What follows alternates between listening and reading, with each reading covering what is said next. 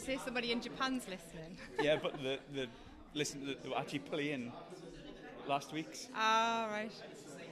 And they're like, I can hear it coming through. Yeah. We're live. Are we? And YouTube Japan's not coming through. Dun, dun, dun.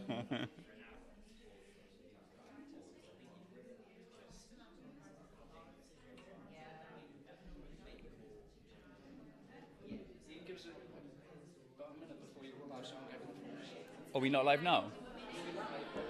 Before you actually do the intro, just speak. Is Jen okay to do hers? Yeah, 2 seconds, I'll focus on you. Bear with us 2 seconds.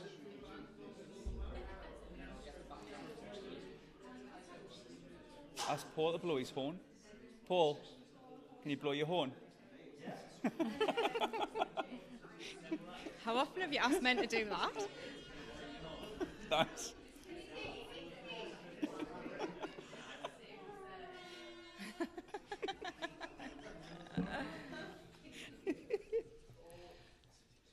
Thank you everybody for coming tonight.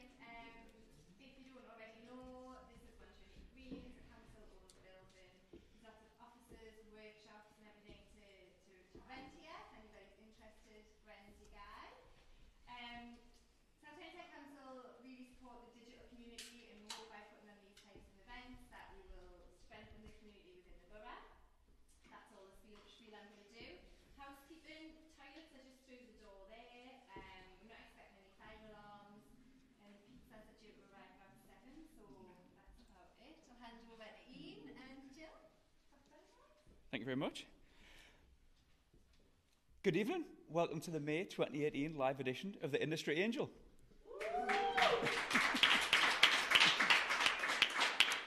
So thanks to Gren and Jen from the South Tyneside Business Invest team for hosting us here at 1 Trinity Green. Thanks for you guys as well for coming and supporting the show as well. I know you listen to the podcast and you download and you subscribe and you review, so thank you very much for that. And to all the watchers at home as well through YouTube, Facebook and Twitter, because Lee's worked very hard getting those set up 10 minutes before I told them we're going live, so well done, Lee.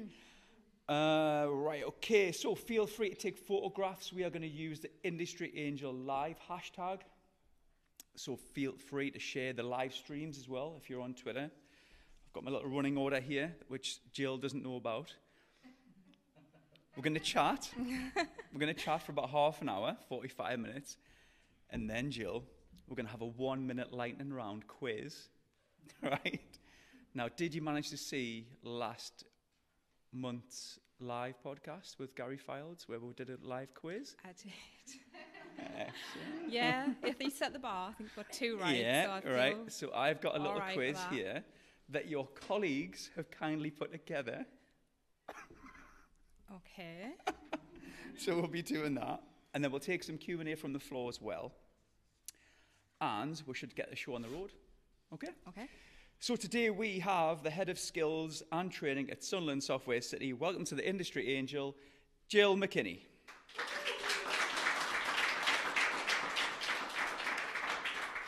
So Jill, Thank you. 5 months in the making. This is a rescheduled talk.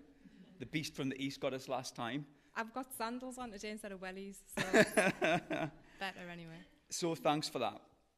So should we start with Software City? What's its role in the region? Why is it there? What does it do? Is that okay? Absolutely. I will start by saying that my chair's really close to the edge. So if anybody does capture me fall off and you send it into You've Been Framed, it's halfies, just so you get that. And it might be worth saying that Jill was a bit like when she was in bed with her hubby, pulling the duvet from left to right. She said, I had more stage than she did. God put you in your place, haven't you? Okay, so Sunderland Software City was established 10 years ago, so it's our 10th anniversary this year. Wow. I almost said 10th wedding anniversary this year. 10th anniversary this year. So it's quite exciting. We've got a lot of things planned. Sunderland Software City's remit really is to support the digital sector within the North East to grow and thrive.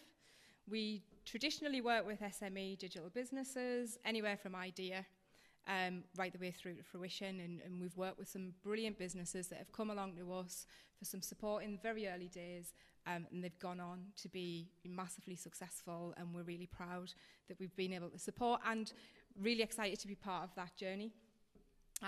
So we've got business support, which obviously, as it says on its tin, it's business support.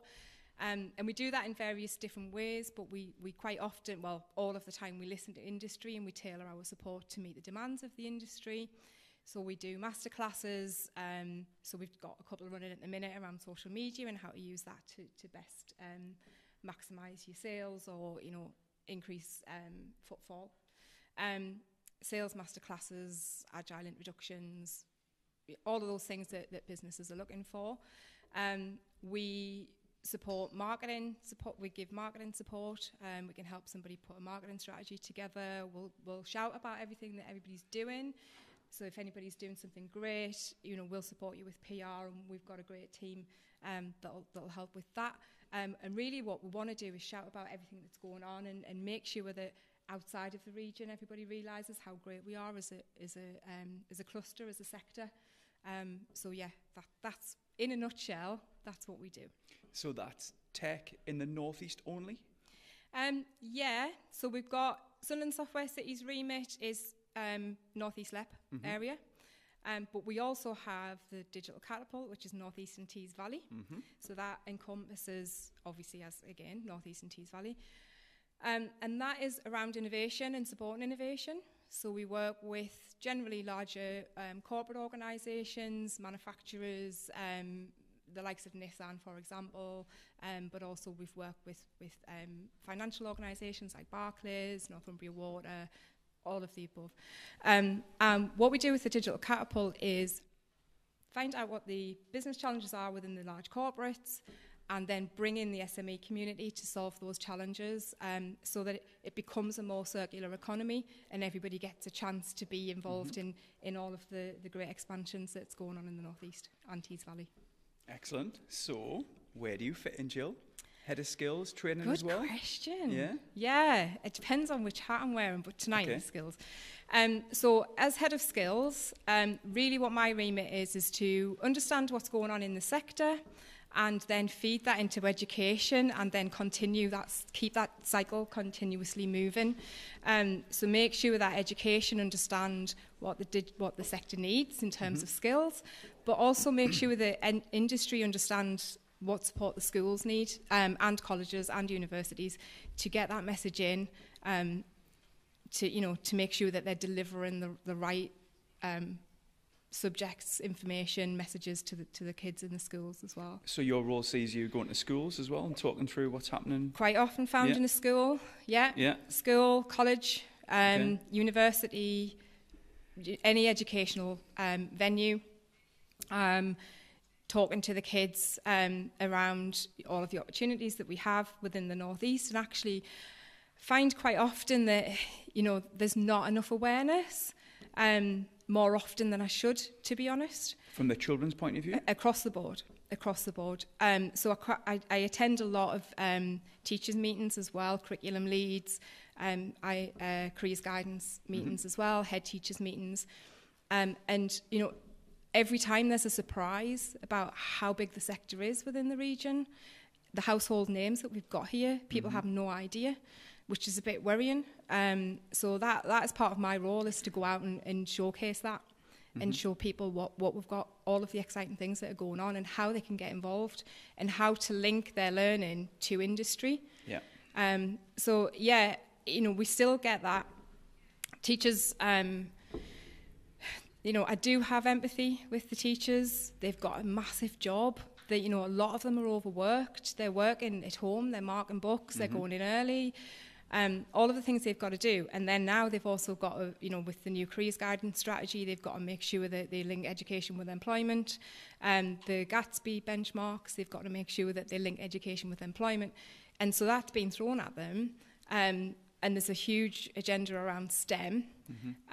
But what I'm finding is that the teachers in the school haven't got the knowledge to be able to deliver that as well as they could. they're teaching subjects that they don't really know anything around. They find it hard to make those subjects inspiring, engage with the children, because they're not confident in their delivery. So, you know, there's not... The Department for Education don't go, you know, do this and there's some money to go with it. They just go, do this as well as everything else you've got to be doing. So when I'm in schools and in those meetings and having those conversations, what we're trying to find is a creative way to address that issue. Okay. Definitely don't blame the schools, because, you know, they've got their hands tied. They're all businesses now. So they've got to make decisions around where they best spend their money. And unfortunately, the best spend isn't around the STEM subjects that we need them to be teaching. I can see the passion there, and I know you've been really frank there, which is great, and that's exactly what we need tonight, you know, have a good discussion about it. When you were talking, I was thinking about my son, Luke, who's 14, and he's going through his options now. What we're struggling with is he's trying to pick his options, so pick the actual subjects he wants to then go and do, but he has no idea what to do as a career because he hasn't done any work experience yet, which is next year. And I find that really difficult to sort of talk through to Luke and say, look, this is what I think you could be doing as a career. And does that come up at all, the work experience before choice? 100%. I mean, who in the room knows what they want to do still? I you know, I still don't know. But yeah, it's a tricky one, isn't it? It's a chicken and egg. Yeah. You know, I've got to make some decisions. My son's in the same situation. He's choosing his, and I'm trying to guide him. And he has no clue what he wants to do when he leaves school. And I think the only thing we can do in that situation is talk to them about the link between industry and education. And I mean, I'll put my hands up. My son is not interested in tech at all, and he openly says that, and that's absolutely fine. If he doesn't want to get involved, then that's fine. But interestingly, he has chosen media. Okay. He's really good at maths. No idea where he gets that from. Definitely not me. And he's very creative. So we sat and had a chat about it, and I said, you do realise that these are all the things that we need in the sector. And his perception is that to work in the sector, you've got to be a geek. Yeah? You all wear bubble hats, and you sit and you don't look up, and you don't make eye contact, and I'm just making sure no one's got a bubble hat on. Just everybody's turning off the live streams now. But it's absolutely not true, you know. Yeah. It's a massive...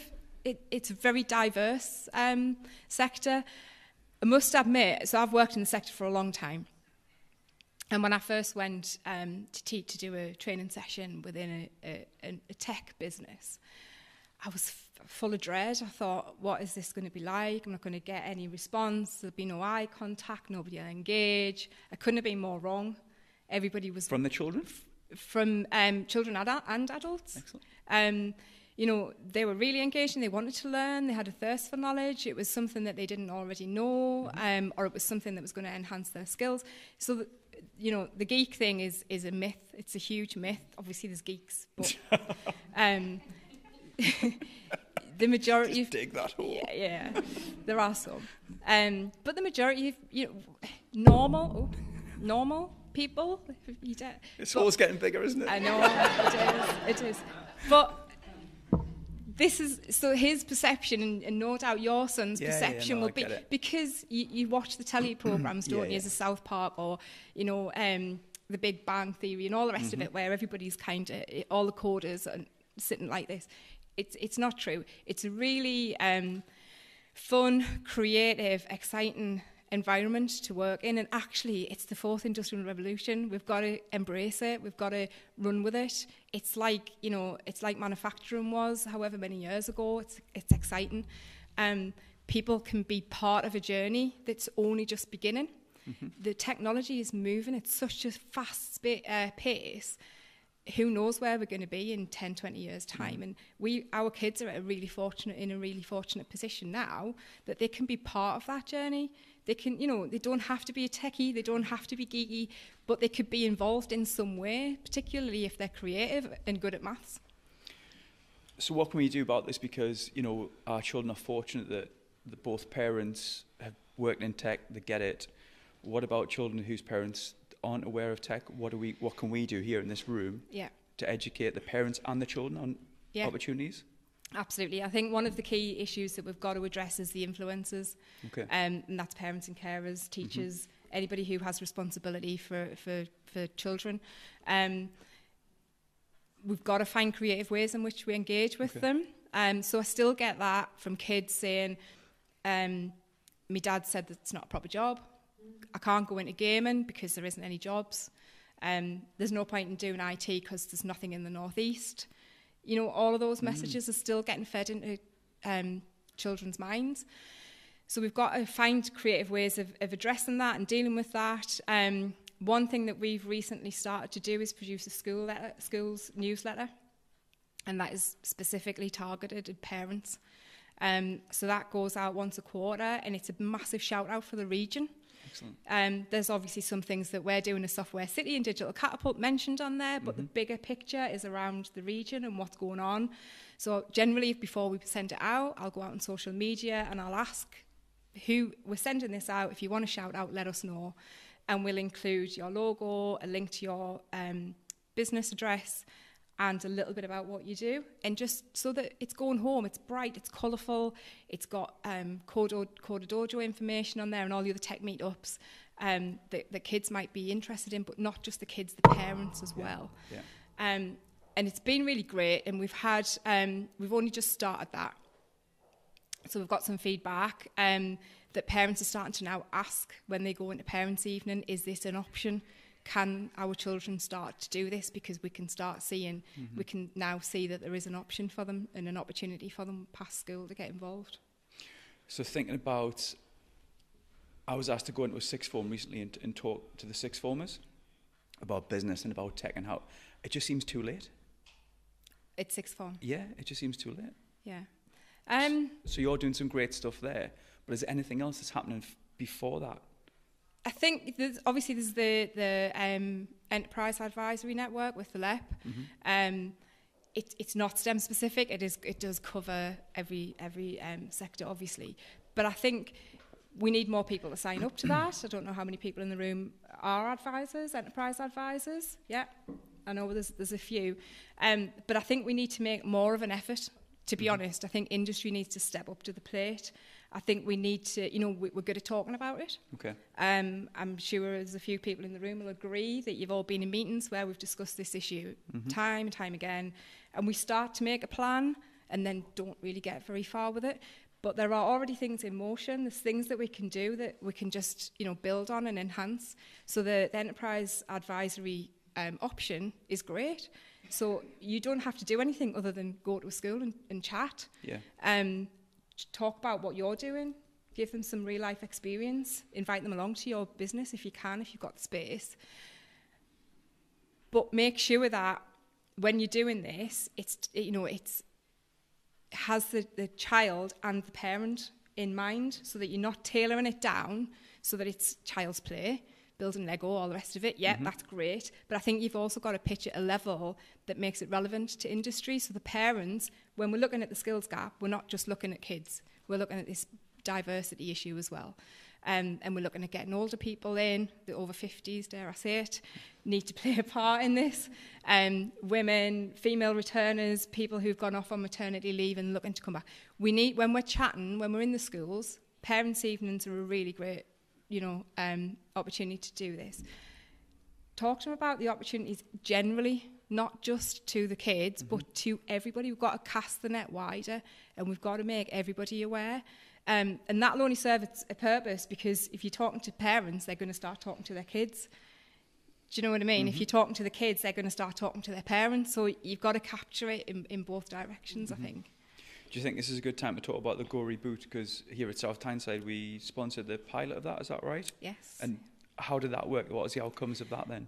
Or do you want to tell us a little bit about it, actually? I'll tell you a little bit about it. So Go Reboot was a bit of a idea that I had 3 years ago.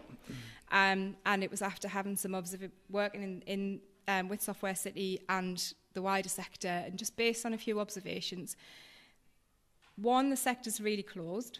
If you don't work in the sector, you really struggle to find out about what's going on. Two, there is a huge amount of NEET people in the area, NEET and other unemployed people. And I just thought, we've got to do something about this. There's a big issue here where we can't fill a gap, but there's also a big issue here. So all these people who are sitting on the sidelines can't get in because they don't know how. You know, they either don't know it's an option or they do know it's an option, but they can't get access. So what can we do about it? And it's not rocket science. We basically run a 6-day programme. It's a boot camp where we bring people in, NEAT. Do you want to tell us what NEAT is? Sorry, people who are not in education, employment or training. Well done. Thanks. And we take referrals from anywhere who works with anybody who's not, who kind of is in that NEAT category. And basically all we do is showcase what's going on and how they can get involved. And the idea behind it is, 1, to raise awareness, but 2, to find the hidden gems. And through delivering the Go Reboot programme, for now this is its 3rd year. Excellent. We have worked with, don't ask us to back this up later on, but we've worked with around 450 people. Wow. And we've probably, of that, moved 120 of them on to something.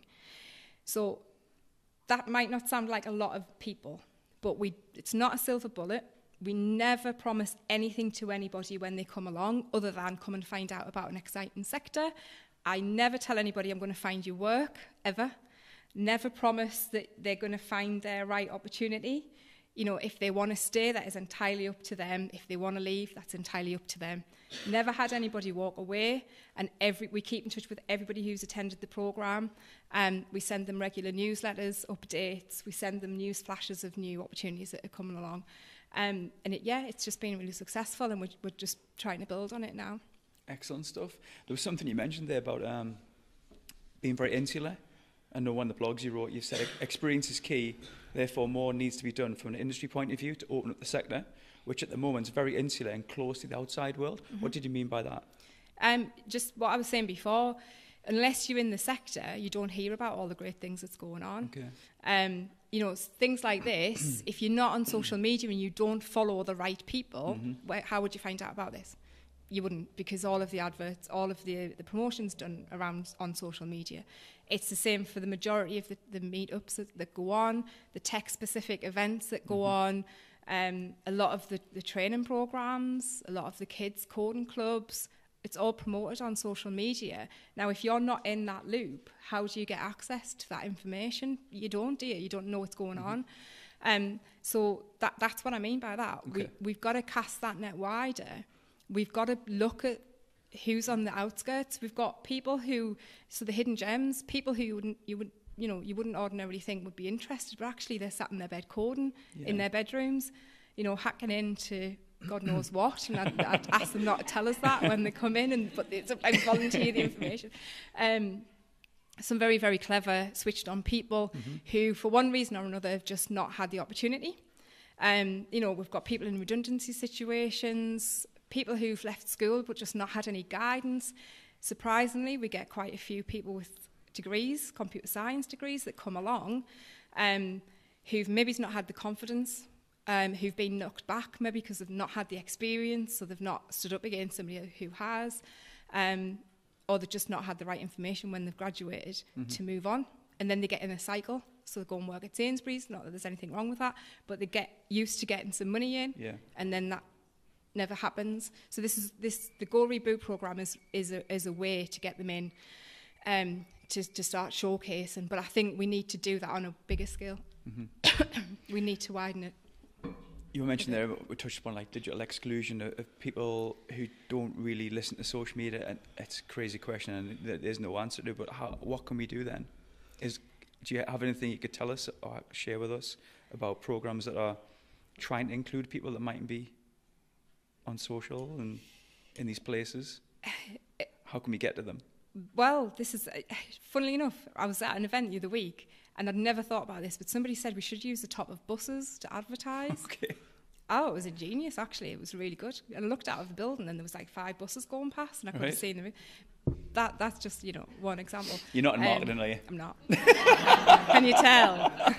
Laura, our head of comms, I'd be going, what'd you say? I think... I know it's like a really general question. But it is just being about sometimes old school. Okay.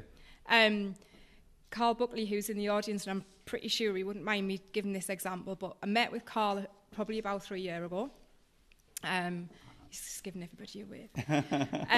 And we went to his office, me and a colleague, and he was talking about promoting and how to get the message out. And what he decided to do was go old school, and he was sending everybody a handwritten letter with a Kit Kat. I never got one. I did, and a mug. Sorry. Yeah. Still got it. I just thought it was brilliant. It was a really good example of just how to tailor it back a bit.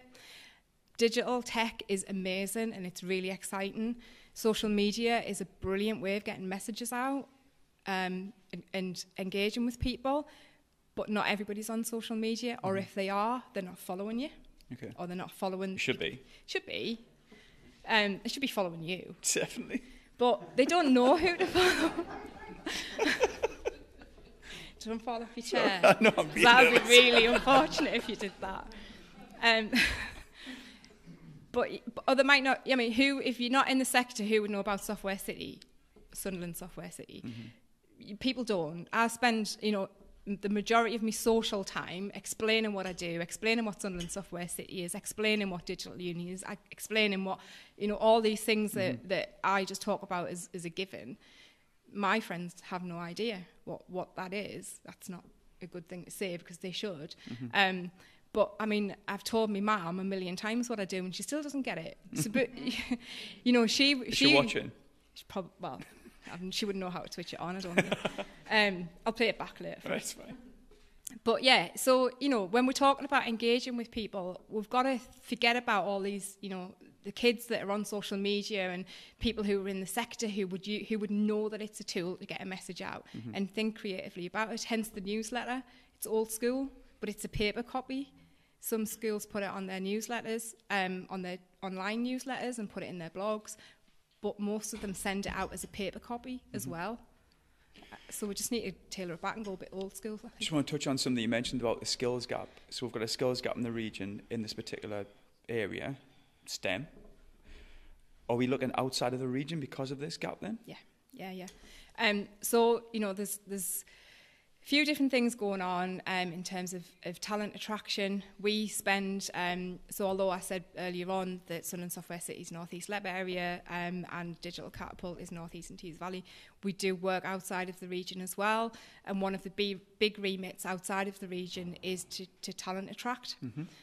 So we work closely with Chamber of Commerce, we work closely with Invest North East and help them with their messaging. So that when they're out and about and they're speaking with Manchester, Leeds, Bradford, Sheffield, wherever, that they're passing on the message about the opportunity and the fact that we've got a really good sector here and that you don't just move to the North East for a job, you move here for a career.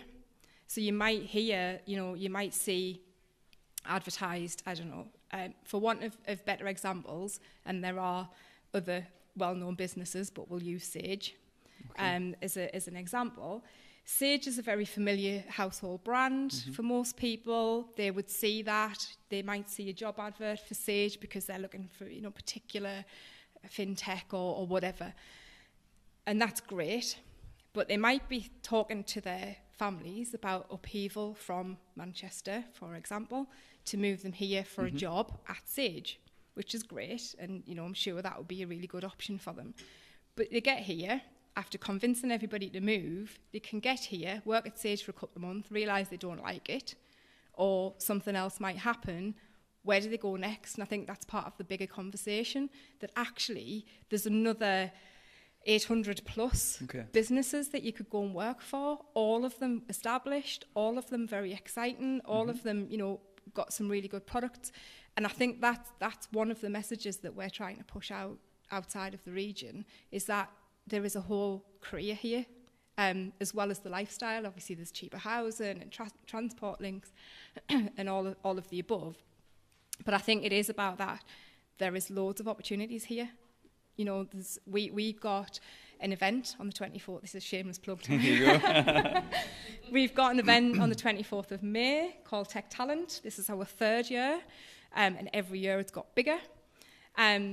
You know, come along to that, come and find out what's going on. We've got 50 plus exhibitors. It's at the Crown Plaza in Newcastle, 2 till 7. But it's a really good way to come and find out what's going on. You know, we've got some of the big businesses there, some of the, you know, the household brands, but we've also got quite a lot of the smaller organisations that are coming along as well, who need the staff as much as the bigger players. You know, arguably it's more important for them at the minute in terms of growth to get those skills through, but it's a really great way, you know, and we invite people from, you know, China, anywhere, to come along and see what we've got in the region. So Tech Talent's a really good opportunity for people to come along and everybody's together in one space. So what I asked you there was, do we attract people to the region to get involved?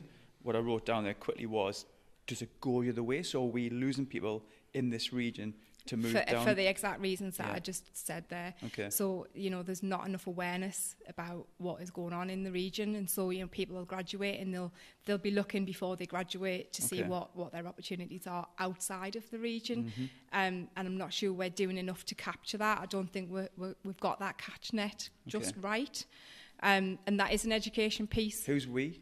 As a sector, I think the universities do a great job to get them to a point. But unless we're feeding in and telling them what's going on, obviously within the unis, they're still delivering to a curriculum. They've still got to hit certain benchmarks. You know, it's really difficult for them to think outside of that. So we as a region, as an industry, need to get on board with the education providers, universities, colleges, whatever, and make sure we plug those gaps.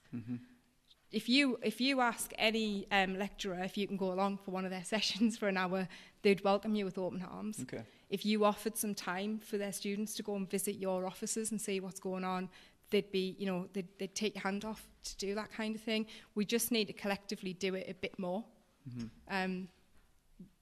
Sorry, go on. No, it's fine. I was just thinking, like, how, you know, because you can only do so much, you know, your organisation only do so much. How can everyone else get involved in that? That was kind of where I was thinking, but it's that, isn't it? It's just get involved. It's just ask the question, do it. You know, there's loads of support organisations, so I don't mention them because I'll probably miss somebody out, but there's us, obviously. You've got the guys at Invest Tyneside who are doing a great job as well in pushing the STEM agenda. You've got Digital Union. You've got the Tech for Life girls as well in Campus North. Loads of other ones that, you know, I'll mention later. But use us for information as well. Generally, we'll have a queue. I know I've got a queue of people waiting. We had a Digital Skills Summit last year, and we asked everybody at the end to pledge some hours to support education. I remember that, yeah. And we got 1,083 hours, which was amazing. And we've used quite a lot of them. We've used 500 plus of those hours. And that is literally me going out to industry when I get a knock on the door from a school or a college. Everybody who's signed up and saying, who can help? Who can do this? You know, there's a parents' evening on at this time and the school wants some help. There's a careers event at this time. Can anybody go? The university's got a careers event on. Who's available? Who can go to a lecture? So, you know, some businesses are giving back. I think we just need to do that on a bigger scale. And I think you use the support organisations to get the ball rolling, to get some introductions. Most of us have got links with all of the education providers, but actually there's nothing stopping anybody from doing that themselves, offering it up. You know, I've got a couple of hours spare. Who wants it? It's as simple as that, really. Social media is a wonderful thing, isn't it? Put it on there and you'll be inundated. Yeah. So do you think it's up to us then as organisations to have somebody who champions that? Yeah, absolutely. And I think, and this was said earlier on in a different event that I was at, it's not just about the senior teams going along. It's around the people who students can engage with better, I think. So recent graduates, if you know... No bobble hats then? No, well, you could wear a bobble hat if you want. But, you know, recent graduates that can really engage with fellow graduates or students who are about to graduate. And, you know, I was here with you a year or so ago and I'm here now.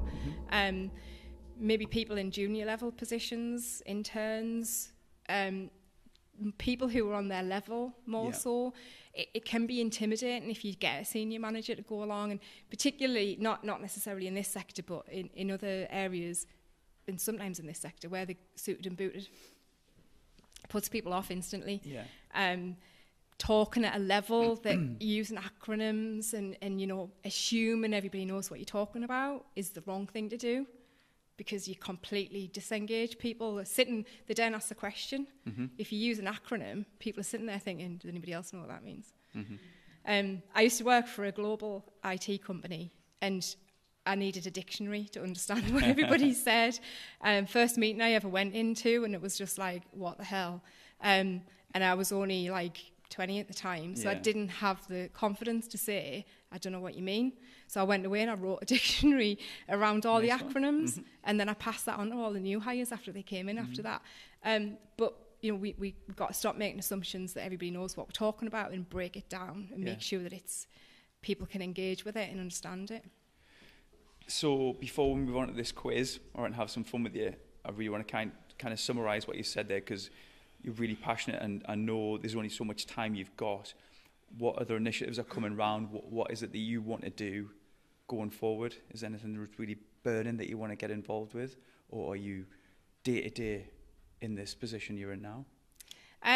Yeah, I mean, there's loads of things. So there's Digital Union's manifesto was launched a couple of weeks ago, and big talk around collaborative approach.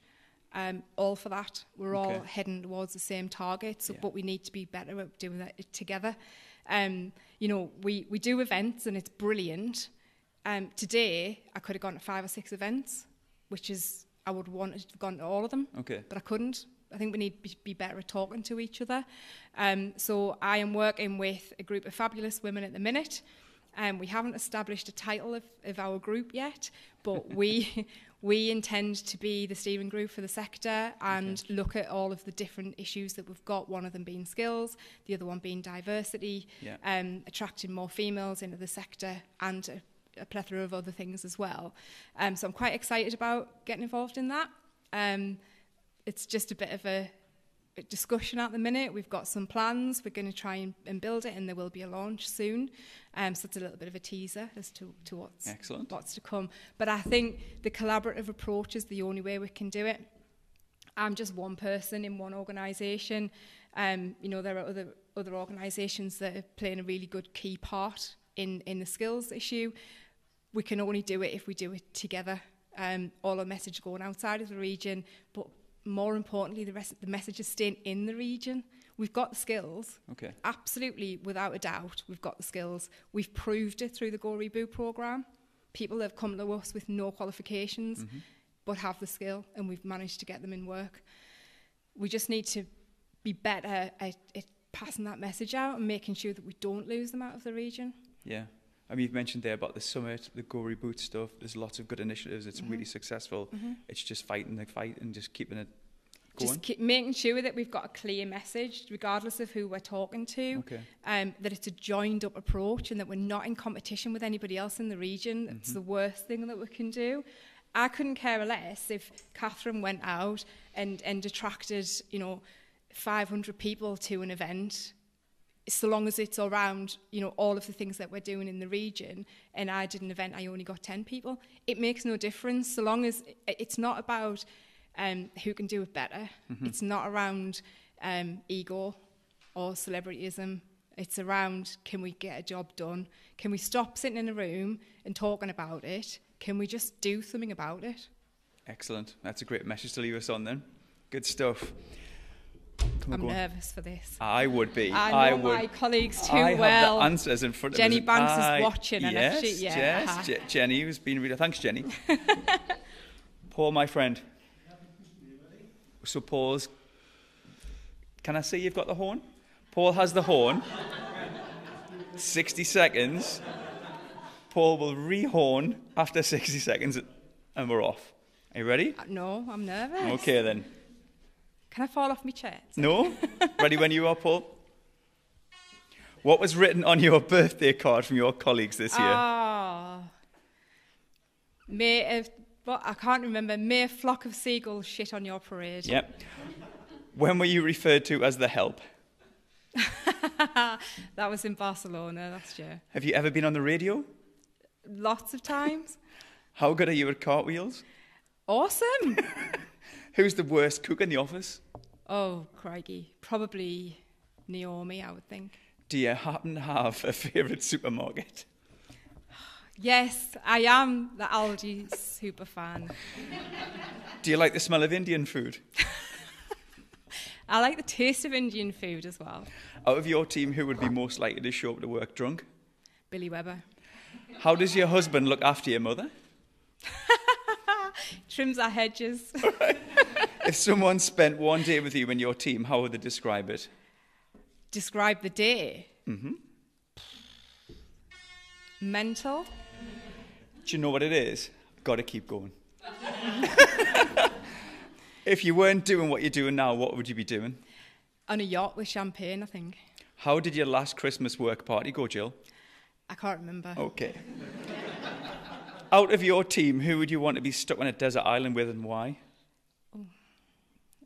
Pressure's on, they're watching. Well, I'm allowed to offend all of them because they left us out of a chat message. So, okay, person I'd be on a desert island with, and I can only choose one. Yeah? Can I choose two? Go on.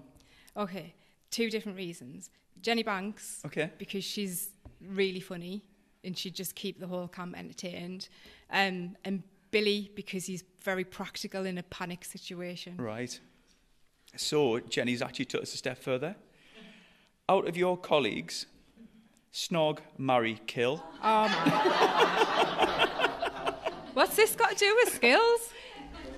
Snogging skills, marrying skills, killing skills. Right, okay, I'll snog Naomi. Oh. Which is probably a bit wrong, actually, because You've said it she now. calls us mum. But Okay, anyway. then. Marry. Are you gonna marry then? Oh, God. And what's the last one? I'm not Kill. telling you, marry. And kill. Kill's the last one. Just get it out there. It's burning. I don't really. Declare your love. I don't know. Who do you want to kill Who would then? I marry? Who would I kill? Depends on what day it is. There's too many of them. There's too. Should we let her off the hook with that one? That's too hard. We'll let you off the hook with that one. But at least you got the snog one out of the way. Right. She's too tall for us anyway. We're gonna never reach. I'm not going to ask you the last one. How likely are you to keep things professional in the office? Oh, 100%. Really? Every day. Anything above never, and she's lying. Right. Thank you very much.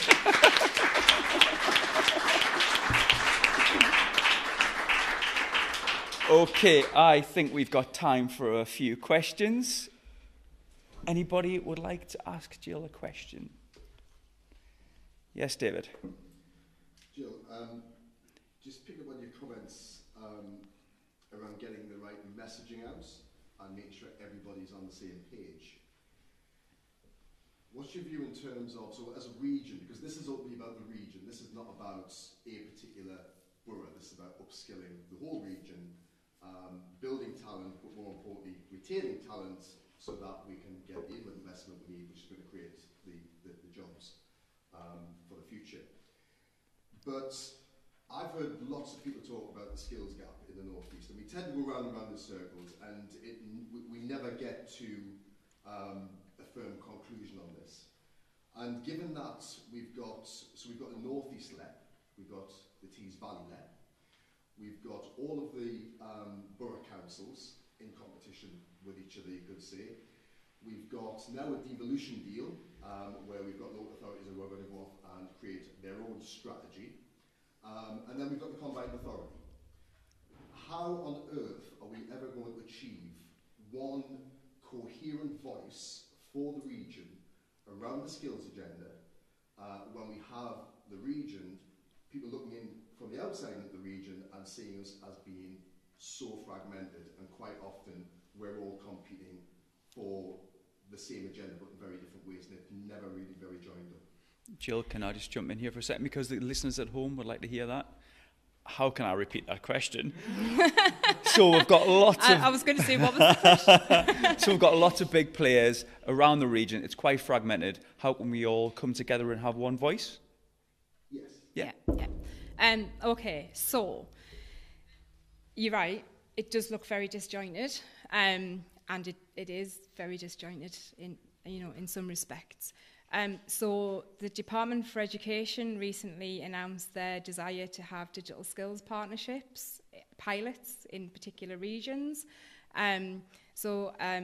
Fortunate enough to be part of those discussions with the North East LEP and Tees Valley Combined Authority, who were explicitly asked to leave their politics at the door and to put in a combined bid for the Digital Skills Partnership. So we're currently in conversations about how that will work, but it was very strongly indicated that if we put in a joint bid, that we would be successful in terms of securing that for the region. So what the Digital Skills Partnership will be, nobody really knows, if I'm being honest. It doesn't really answer your question. But it will most certainly be a single point of contact for everybody within the region, all of the different local authorities, all the different clusters, all the different hubs, the 2 LEP areas, to pull together and have some kind of conduit that sits in the middle that will steer what goes on around the region. So that's one thing. The other thing is Sunderland Software City, Dynamo, Digital Union, and all of the 7 local authorities have just put in a bid for digital skills, which will mean that we can upskill the staff that we have already, the current workforce in the region. So kind of the approach we've taken is to split it down the middle and work with people who were already in the sector to help them future-proof themselves and learn how to use the new technologies that's coming forward, but also work with the traditionally non-tech businesses to upskill their workforce, to future-proof their workforce, and move what is known as the digital worker into the digital maker space. And that's what we intend to do with the digital skills, if we're successful, which I'm sure we will be. But that will be around retaining the skills that we have in the region as well. Thanks, Jill. Time for 2 more. Yes, Natalie. How young are the youngest pupils that you work with, and how young, ideally, would you like to work with? I think the younger the better. So going into primary schools is key, because I think that's where we can start to inspire them at a young age. Yes.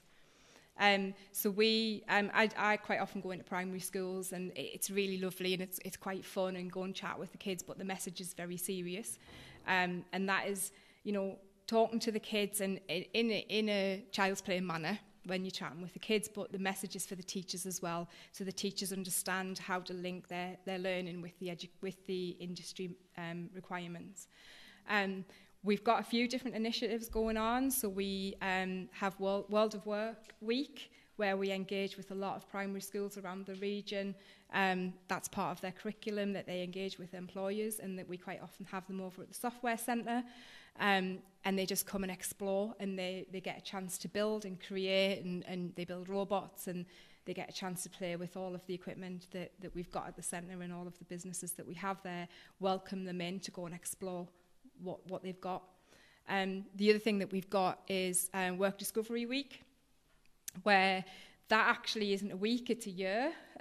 Started off being a week, but now it's a full year, where we engage with school children, and they come along generally to the centre, but we could do it in different locations.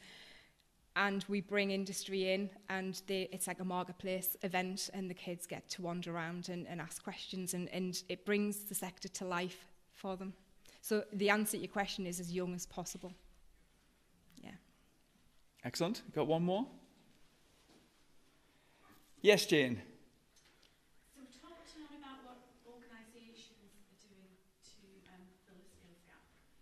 What would be your advice to the individual businesses, to the business owners, as to what they can be doing within their business to help themselves to address the skill shortage?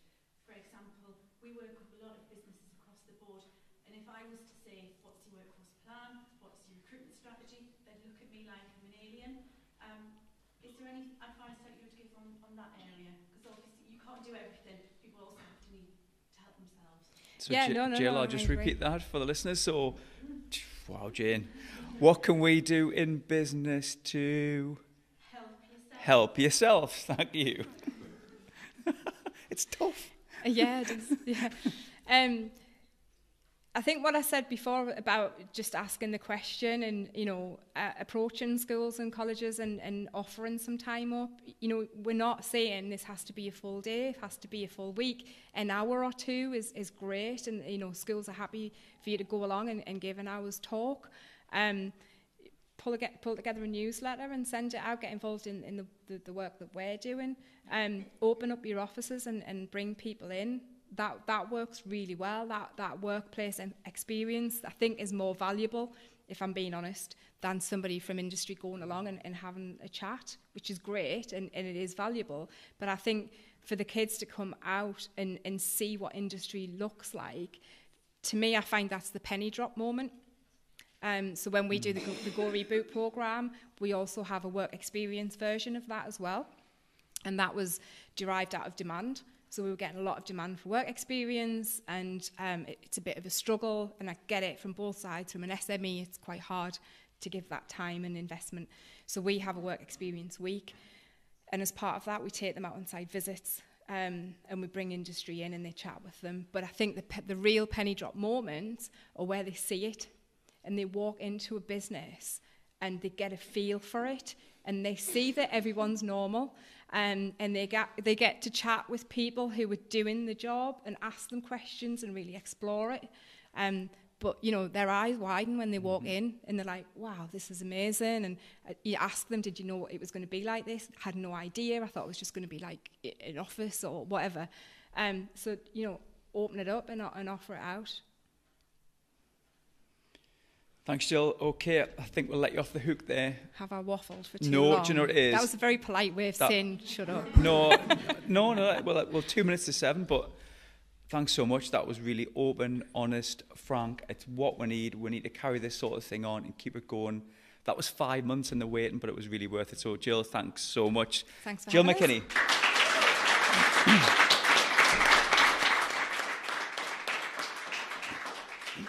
One last thank you to Jen and Gwen from South Tyneside Business Invest team, and of course Lee, who again has played an absolute blinder under lots of pressure that I continually put him under. So thank you very much, Lee, and thanks to you guys for coming tonight. Really appreciate it.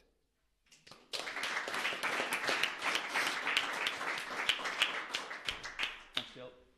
Well done. You can have a beer now. Are we off now? You can have a beer and pizza. If I can get out of my chair.